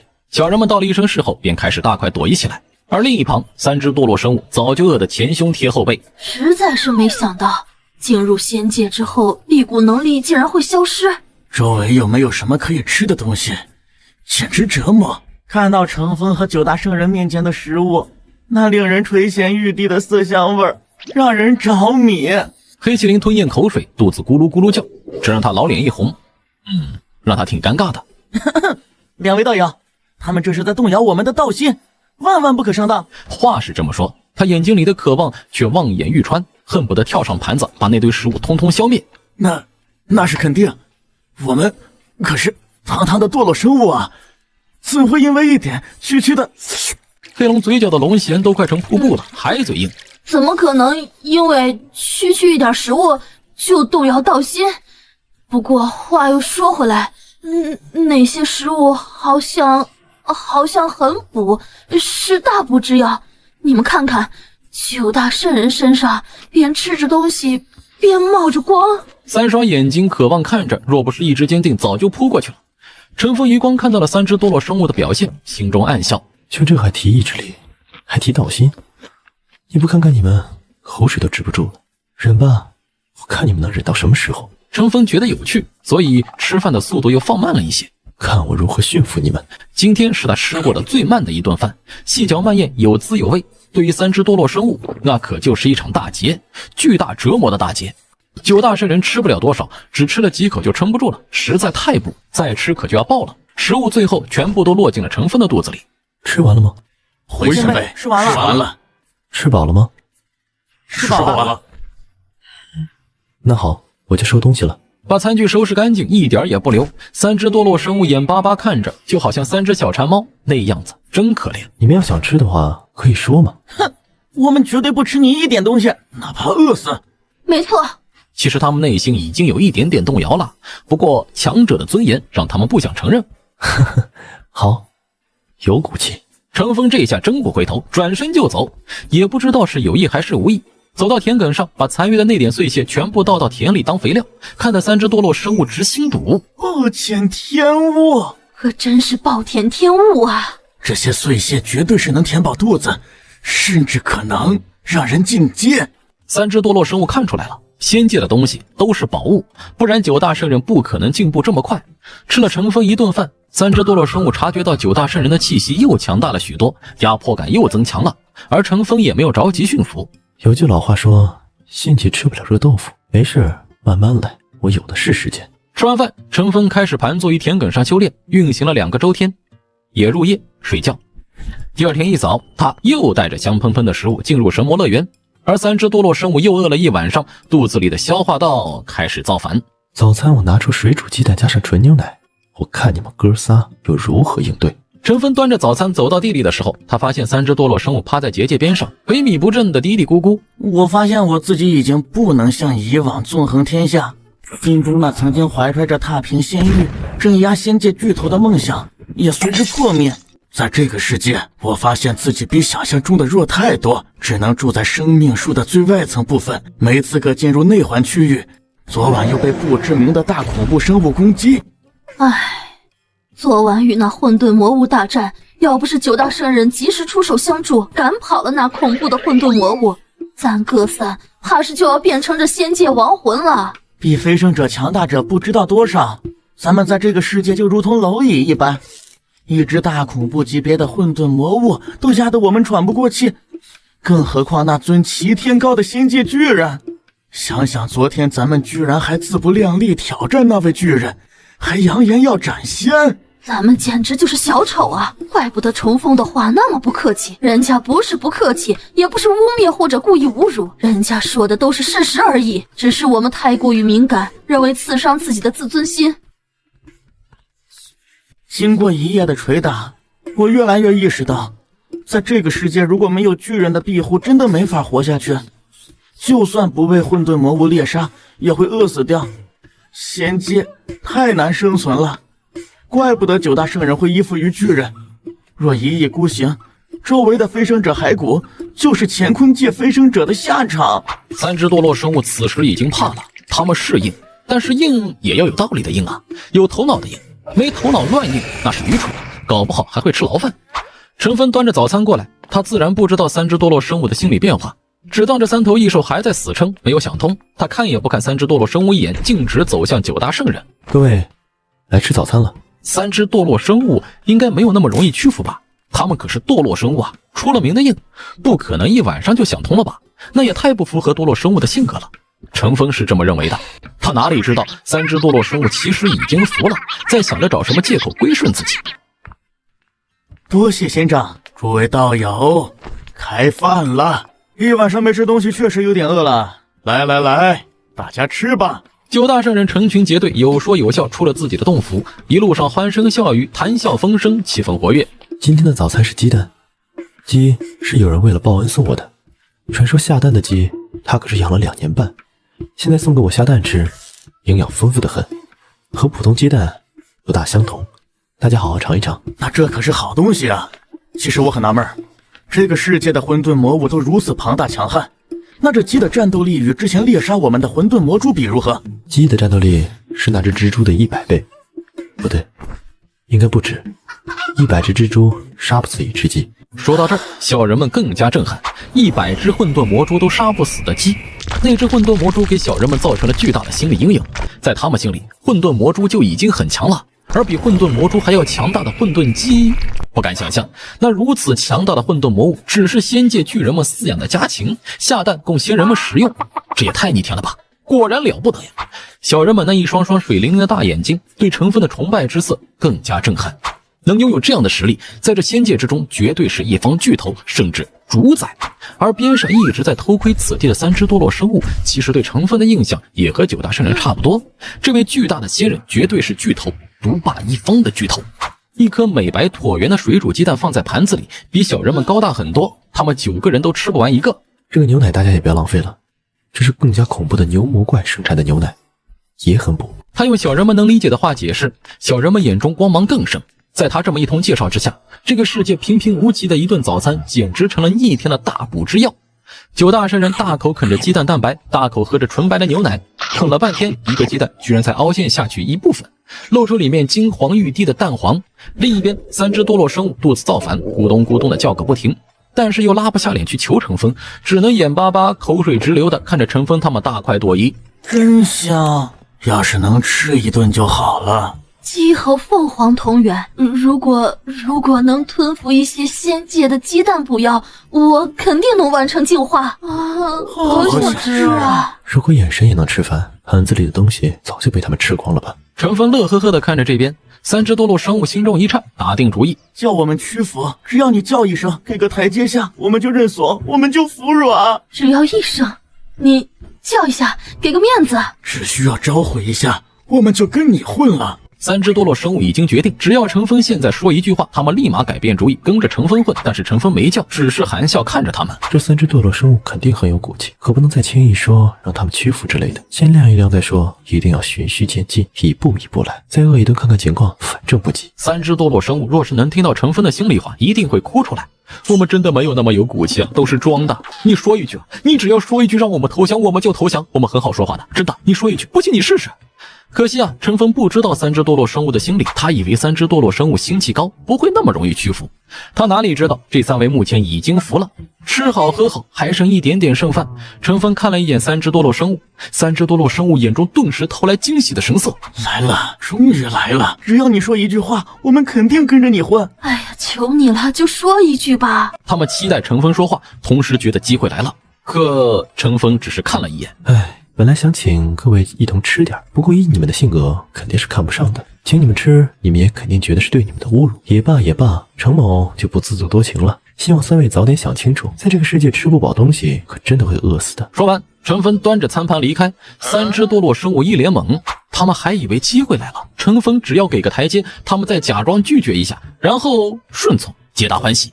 而程风竟然说以他们的心性肯定是瞧不起，请他们吃是对他们的侮辱，这是捧杀，把他们抬得太高了，让他们都不好开口说软话，把他们毒死了。3只堕落生物快哭出声啊！你都没问过，你怎么知道我们不敢说话？怎么觉得我们不可能答应？怎么就又说是对我们的侮辱？我们不觉得那是侮辱啊！你能不能侮辱我们一下？啊，实在是一顿不吃饿得慌。这都2、3顿了。3只堕落生物拉不下脸服软了，程风不知道他们的心理活动，也懒得理3只堕落生物是怎么想的。其实我也就觉得3只异兽看着有趣，养起来兴许会很养眼罢了，也不是非得要让3只异兽屈服。如果他们真的宁死不屈，那我也是没办法的。这世界上除了他杀可解，一心求死的自杀无药可解。把剩下的残渣食物丢给笼子里的鸡吃，洗好餐具，程风走到田间，盘坐于田间中间一块大石头上，迎着朝阳修炼。这门功法还没有名字吧？以后就叫它无名天功吧。程风迎着朝阳运行功法，现在他运行功法的速度越来越快了，都不用3个小时了，一上午就可以运行2个周天。每运行1个周天，他身体都会产生质的变化，气血、筋骨脱胎换骨。咦，我似乎发现在运行到第2个周天的时候，程风在推动那股内劲时，发现了身体的一些异常元素，类似于是惰性物质的东西。它们在经脉气血之中遍布全身各处，内劲通过那些惰性物质时都会被粘住，像陷入淤泥里的老虎，行动缓慢。这是阻碍我运行速度超快的罪魁祸首。每经过这些地方，都需要花费很长的时间去突破。若是刮出我这些惰性物质，是不是就可以提高速度？程风自己都没有发现，不知不觉中，他已经从被动的依葫芦画瓢的修炼方式，成了自己会思考的修炼者。这是一个很大的进步，说明随着修炼之路一步步走远，他也能够总结出自己的经验，他成了真正的修炼者。可要如何清除这些惰性物质？百思不如实践。经验欠缺，那就用实际行动来尝试。程风闭目，运转体内的气，利用包裹着惰性物质尝试撼动。但那惰性物质如复古之躯，紧紧贴在身上，好似身体的一部分，难以撼动。难道这些东西是无法去除的吗？与生俱来，和修士同在。待会儿午饭的时候，问一问九大圣人。陈峰全力以赴，毫无作用。刚想放弃，发现那惰性物质居然被他全力作用的气从身体上分离了一小块。咦，成功了！他连忙聚精会神，利用气把那惰性物质通过经脉移动到肠，想通过大肠的功能排出体外。但就这么一点点惰性物质，他也整整用了1个小时才运送到处理点，而陈峰已经很累，大汗淋漓。不过让他惊喜的是，清除了那一点惰性物质，在运动器到那个地方时畅通无阻。也不知道是不是错觉，他感觉自己的身体都灵活了一圈。现在要是再运行功法，时间肯定会减少一些。只是清除一点惰性物质就这般状态了，若是全部清除，它会是怎样的场景？会不会以后我只需要1分钟就可以将整个功法运行1个周天，而我的身体灵活度也会快如闪电？这个意外之喜让陈峰非常开心，但他却没有继续修行，反而看了看天色，该吃午饭了。我不知道那3只异兽想得怎么样了，算了，不想他们顺其自然吧。正餐讲究牛腩番茄、虾仁猪心汤、大米饭、白菜，很丰盛，色香味俱全，闻着都让人心旷神怡。陈峰和9大圣人美滋滋分享，吃得满口流油，那样子实在让人忍不住啊。陈峰依旧没有搭理3只堕落生物，这3个可是心性稳定的大佬，哪有那么容易屈服？而那3只堕落生物脸色更加难看，不是因为被陈峰他们气的，而是实在太饿了。他们在下界的时候吃不吃东西无所谓，已经达到了辟谷境界，他们不知道多少年没有吃过东西了。可到了仙界，消耗巨大，哪怕只是呼吸都有大量消耗，需要吃东西。这让他们没想到，他们身体本来就不大，储存的能量不多，又1天多没吃东西，人都挺不住，更别说3只拳头大的异兽。毫不夸张地说，很饿很惨，只能是有气无力地趴在结界边缘，看着陈峰他们大吃特吃，心里那叫一个苦呀。更让他们无语的是，这10个人吃就吃吧，你居然还描述有多好吃，口感多好，这是什么意思？搞得3只堕落生物更加饿了。真好吃！这牛肉肯定是仙界恐怖生物身上的肉，吃一点我直接气血膨胀，快有突破。这是大补之药，在下界了吃不到，太好吃了，神丹妙药级别。能吃到这么好的东西，3生有幸。香味扑鼻，令人肚子里的馋虫都爆发了。话肯定是故意说给3只堕落生物听的。3只堕落生物心里苦涩，我们也想吃，我们也想屈服，可是巨人之前说的话，那是堵死了我们投降的路，实在拉不下脸。哎，怎么办？陈峰哪里知道这个，看到3只堕落生物高傲的不为所动的趴在那儿，就好像不屑于和自己等人说话，连眸都懒得抬，极度看不起。这不是硬是什么？唉，果然堕落生物就是堕落生物，心性坚韧。看来这些堕落生物恐怕不会屈服了，劝他们肯定没用。看看人家多冷傲，宁死不屈。看看人家品格多么逆天，不愧是堕落生物啊。其实堕落生物是饿得太惨了，抬头都懒得抬。吃完饭，陈峰把餐具收拾好，剩下的自然是带走。在3只堕落生物眼巴巴的注视下带走了。他们很想开口求一点吃的，实在撑不住，可临了还是没说出来，难为情，不好意思。直到陈峰不见了踪影，他们才后悔莫及。面子值几个钱？面子能当饭吃吗？好后悔！如果再给我一次机会，我一定会开口求一点吃的。可能还有机会，等巨人回来，我们直接表明心意。他放完餐具总得回来看一眼吧。他们期待着这次不再彷徨，不再犹豫。只是陈峰放完餐具还就真不回来了，连午觉都不睡，直接进入修炼。他发现了清除惰性物质的好处之后，没有急着修炼，而是利用气不断去剥离身体里的惰性物质。我相信这对于我的前途肯定有很大帮助。关键的位置，惰性物质有300-400个点那么多，完全清理点大概需要10天半个月。不过若是清理完这些关键部位，我的修行速度会大大增加，这是一个良性循环。1个下午，他清理了15个点，而整个人也更加轻松，力量更大，运行功法的速度也大大提升。现在居然只需要2个小时左右就可以运行1个周天。果然找到眉头才是修行最好的捷径。看看把运行功法路径上的惰性物质全部清除会发生什么吧。晚饭时间，陈峰还是老样子做饭。他今天心情好，炖了1只鸡，整只鸡，没有切块。鸡汤，鸡可以食用，鸡汤他加入了各种补品，例如人参之类。菜端到神魔乐园，这下3只堕落生物彻底绷不住了，是真要饿死了。巨人，仙人前辈，我们服了，我们愿意归顺，赐予我们一点吃的吧，我们快要饿死了，我们真服了。三只堕落生物眼睛都红了，看到陈芬到来，就好像三只小狗狗看到了许久未归家的主人。打开门的刹那，三只小狗扑向陈芬的场景，从结界边缘啪嗒啪嗒的撒丫子跑到陈芬脚边，不再欲擒故纵，不再权衡利弊，不再斗智斗勇，就想吃一口。他们都没有力气飞行，只能利用肉身最后的力量在地面跑动。看到这三只堕落生物疯狂的样子，陈芬懵逼，第一时间是不信的。你们这是干什么？三只堕落生物不是坚韧不拔吗？不是宁死不屈吗？这是怎么回事？我不信，我绝对不信，不信他们会屈服的这么快。我本来还在打算饿他们一天，在考虑要不要收服来着。哦，我明白了，你们这是考验我，想取笑我。我相信你们之后，你们就会笑我中计了。你们连小小的伎俩都中，还说我是什么东西太可笑之类的。别闹，堕落生物哪有那么容易屈服？不，我们不是这么想的，我们是真心归顺啊！堂堂堕落生物自成一地禁区，令无数生物闻风丧胆，在下界掀起过黑暗动乱，收割万族生灵，一眼便使无数修士心惊。仙路尽头谁为锋？堕乱生物，我战当中。何为强势？即使面对全世界的讨伐，即使天下修士战天一样的前仆后继，要彻底平堕落禁区。你们蓦然注视万古，像神灵一样俯瞰世间，多么牛叉的生灵！我不信你们为了区区一顿饭就妥协，而且这才饿了1天多呢，谁家堕落生物会这么软弱？我是不信。饿一天没事，你试试饿1天多看看。再说了，你懂不懂什么叫识时务者为俊杰？你懂不懂什么叫做活得越久越怕死？我们要不怕死，能苟且那么久吗？不，仙人前辈，千万别挖苦我们了，我们真的没骗你啊！我们对天道发誓，若是有违心的话，天打五雷轰，不得好死。黑麒麟等三只堕落生物真的挺不住了，真的恶毒的誓言都发得出来。以天道起誓，对于修士来说可是非常严重的，若是真的违背，会被天诛地灭。陈峰当然不知道这些，他还是不信。狡猾，没想到你们说谎就跟真的一样，差一点就被你们欺骗了。你们的演技还不错，但是我程某人可没那么容易被忽悠。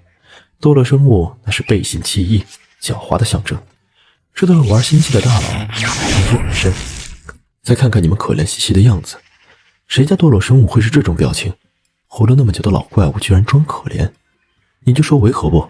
你就说你敢信不？大佬，我们真的是真心的，你就信我们吧。我们真的快要饿死了呀！是要给我们一口吃的，我们绝对臣服。我承认之前是得罪了您，我们知道错了，别为难我们了。三只堕落生物话都说到这个份上了，他们感觉自己从来没有这么卑微过。在乾坤界，谁敢让他们这么卑微啊？都是别人在他们面前卑微。不知道多少年了，他们都忘记了卑微是什么样，忘记了怎样求人，自然就求得不像。耍我！三兽组合还想纠缠，李清玄和昆仑仙姿等人飞到陈芬大脚旁，几道圣剑黄黄发光，指着三只堕落生物，止步，不然灭杀。三大堕落生物见此不敢再说什么，更不敢再纠缠。随着时间推移，他们已经知道九大圣人已经不是原来的人物，再纠缠真的可能会被抹杀。仙人前辈，哀莫大于心死，陈芬不搭理。三大堕落生物悔不当初。哎，你说你当初装什么逼呀？你说没事，你非说什么就算死也不投降之类的干什么？是不是有什么毛病？唉，我也很后悔当初那么硬气。如果当初不说那么决然的话，现在恐怕就不是这个样子。哎，只怪我太没见识，把路走死了。年轻不懂事。现在好了，仙人前辈还真以为我们很硬，就算服软了，对方也不信。眼巴巴，只能看着别人大口大口进食，边吃还边说什么真好吃，讲解食物美妙之处。唉，简直就是煎熬，想不听都做不到。你们想吃吗？想吃的话就别嘴硬了，趁早投降。投降了，你们就有好东西吃了；不投降，只能继续饿着喽。你以为我们不想？我们都已经投降了，只是你不信，我们能有什么办法？看三只堕落生物决绝的样子，一言不发。程峰觉得今天又没戏了，于是只能无奈收盘子，然后离开，利用晚上的时间清理体内的惰性物质。翌日，程峰照例端着早餐去神魔乐园，哗啦啦。这一次他才进入小树的范围，三只萎靡不振的堕落生物跑过来，不管不顾抱着程峰的大腿。仙人，我们服了，真的服了，别搞我们了，我们怕了。再不给我们吃的，我们真的饿死了。请赐饭，我们愿意付出所有代价。我们真心归顺，只需要包吃包住就成，只要能给一口吃的呀，做什么我们都愿意。陈峰简直当场懵逼，而九大圣人也是第一次见到堕落生物这种表现。在乾坤界的时候，那可不要太嚣张跋扈呀！看他们好像宠物贴贴不撒手的模样，九大圣人还以为自己看错了。这真的是堕落生物？怎么和印象中的不一样？居然抱着大腿就不松开了！又搞什么阴谋？你们撒开！不，我们不撒手。要么今天仙人前辈接受我们的投降，要么就打死我们吧。反正都是一死，还不如死在你手里面。我们真撑不到中午了，太饿了，身体里的生命气息在流失，再不补充能量，就真的死定了。我们真没有搞花样，不信仙人前辈可以检查我们的身体，真的是快要饿死了。若是不信，仙人前辈可以直接炼化我们的精血，掌握我们的命运。才饿了2天不到，这也太容易屈服了吧？他不知道炼化精血是什么，但是看到九大圣人点点头，陈峰知道稳了。你们前2天桀骜不驯的样子呢，还说什么堕落生物永不为奴？除非包吃包住。那行吧，我相信你们。至于精血掌控就不必了，不用那么麻烦。你们要是耍花样，我随时可以抹杀你们，反正你们也离不开此地。多谢仙长，我们绝对不敢耍花样。终于能混口吃的了啊，太不容易了。3只堕落生物臣服，也算自己人了，可以获得陈峰赐予的食物。当然了，因为地位原因，他们没法第一时间上桌吃饭，得等陈峰和九大圣人吃完了才能吃。这是敲打，让他们知道臣服了不一定就能和九大圣人平起平坐，想要上桌和大家一起吃饭，需要努力才行。再者，这也是对之前3只堕落生物不礼貌行为的一种惩罚。3只堕落生物眼巴巴看着陈峰他们吃完，心里很着急，嘴巴不断分泌口水，但也只能乖乖在旁边守着，等陈峰他们吃完再吃。也不想这是不是对他们的侮辱，他们现在没空想这些，只想吃饭，期待陈峰他们快点吃完。吃饭过程中，陈峰双目余光也会飘向这边，看到3只堕落生物乖乖等候，他知道这3只堕落生物大概是被驯服了。你们3个可以吃了。谢谢仙人前辈。听到指令，黑麒麟、黑龙、黑凤凰3只堕落生物千恩万谢，连忙跑到食物前大口大口吃着，不顾形象，普通的鸡蛋而已，却让3只堕落生物仿佛吃到世界上最好吃的东西。咬一口，他们眼神都亮了。太好吃了，这就是仙界的食物吗？一个鸡蛋足够他们饱餐一顿。黑麒麟体积庞大，有一个成人拳头那么大，一个鸡蛋摆在他们面前，对于他们来说其实也不算小。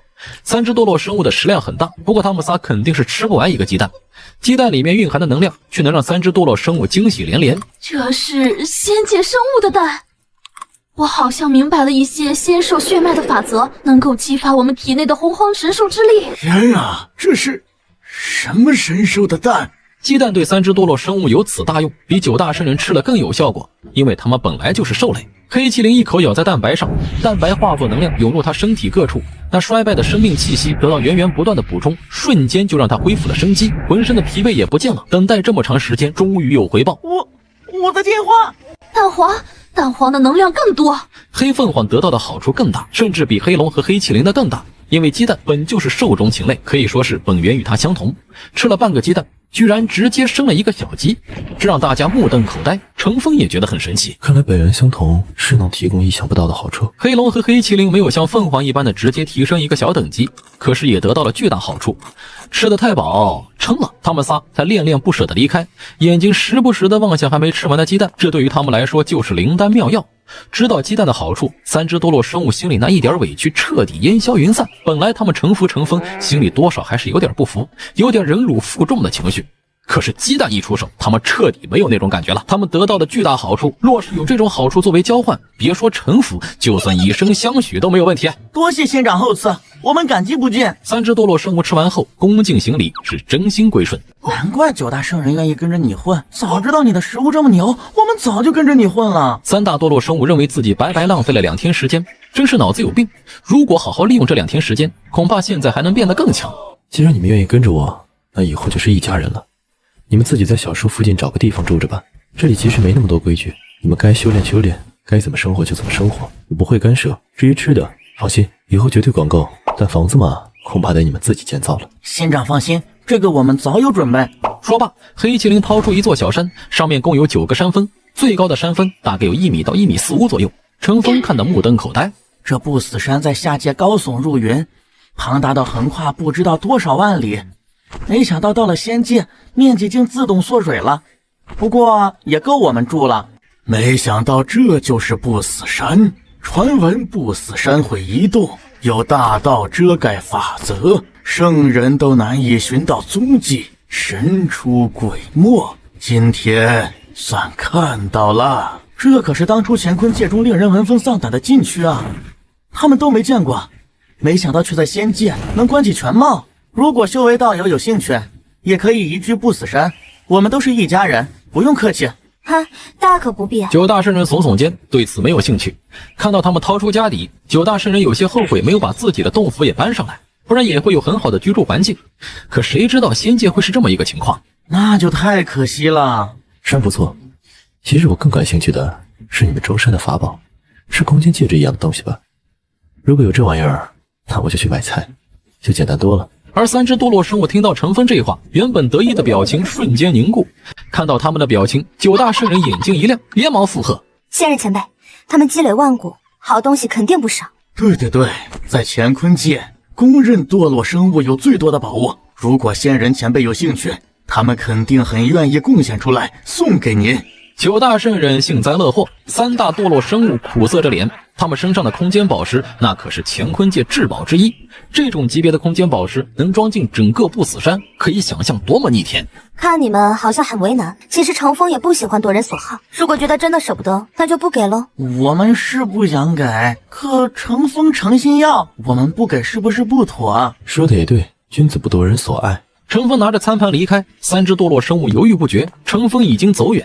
其实他们内心很忐忑，生怕程峰报复，但是这空间至宝又太过于重要，比圣器还要重要。这玩意儿，他们曾经举整个堕落一族的力量炼制了不知道多少万年才成功呢，算是一种种族象征了。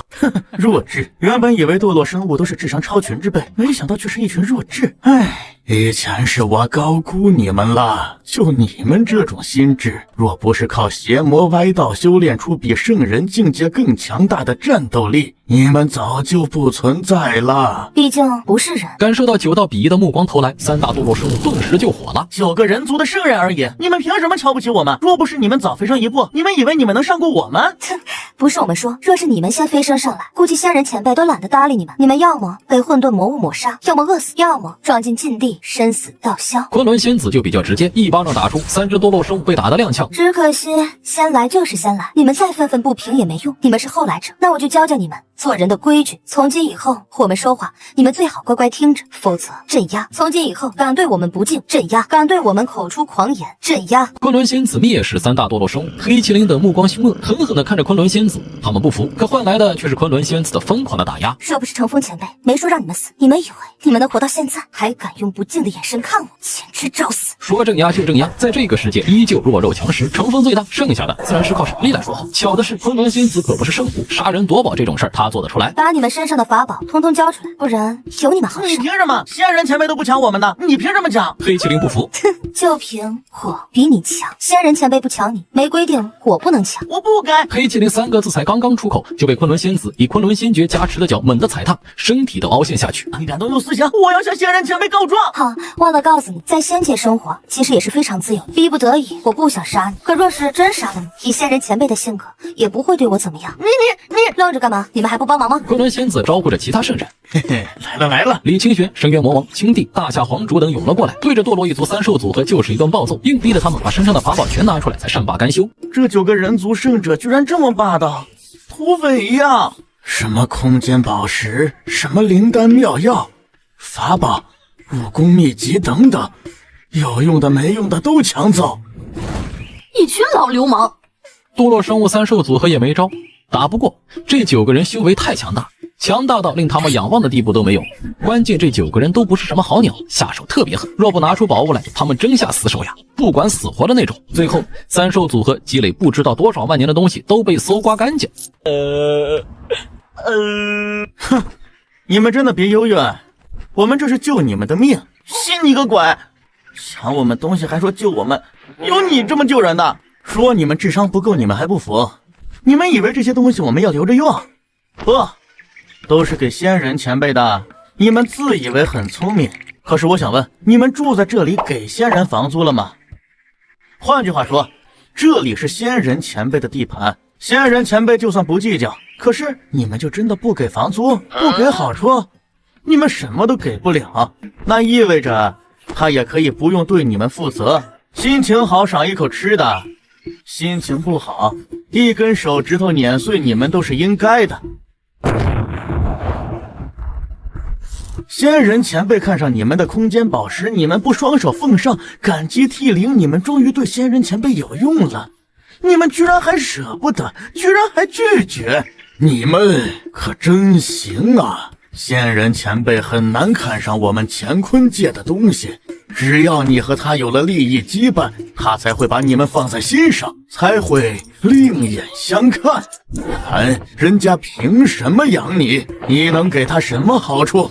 成年人都是讲究利益的，好心只能维持一时的关系，只有利益羁绊才能长久合作。也不知道你们活了这么久，是不是都过到狗肚子里去了，一点人情世故都不懂。